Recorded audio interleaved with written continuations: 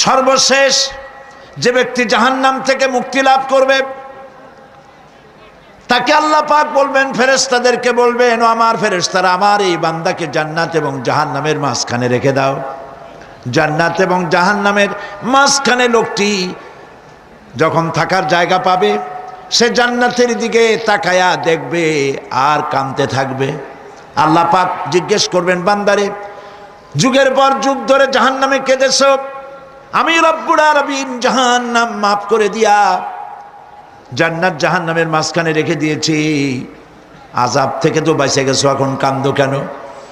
লোকটি বলবে, রব্বুল আলামিন কান্দি এই কারণে, জাহান্নাম থেকে মাফ করেছো, তোমার শুকরিয়া আদায় করি।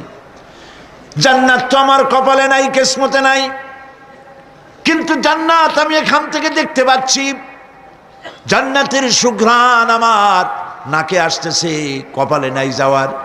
আমি কাঁদি এই জন্য, তুমি যদি মেহেরবানি করে আমাকে জান্নাতের দরজার কাছে একটু দাঁড় করায় দিতা, প্রাণ ভরে তোমার জান্নাতের দৃশ্যটা একটু দেখতাম।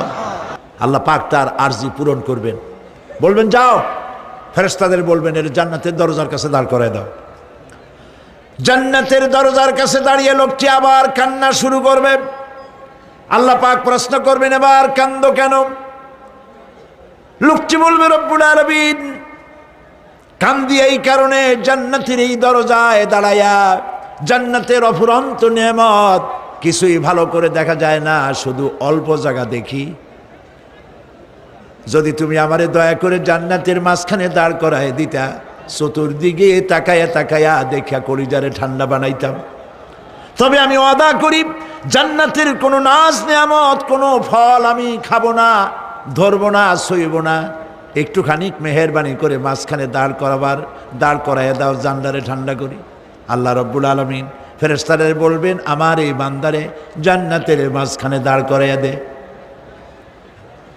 আল্লাহর নবী বলেন, জান্নাতের মাঝখানে দাঁড়িয়ে লোকটি আগের চাইতে আরো জোরে চিৎকার মেরে কাঁদতে থাকবে। আল্লাহ পাক বলবেন, বান্দারে কি হলো তোর? দরজার কাছে আসতে চাইছিলে, আইনা দিলাম। আবার এবার মাঝখানে আসতে চাইছো, তাও এনে দিয়েছি, আবার কান্দো কেন?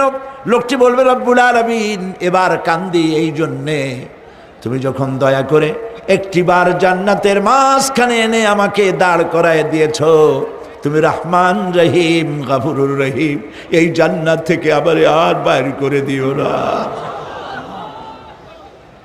আল্লাহ রাব্বুল আলামিন বলবেন, ও আমার বান্দারে, আমার এই জান্নাত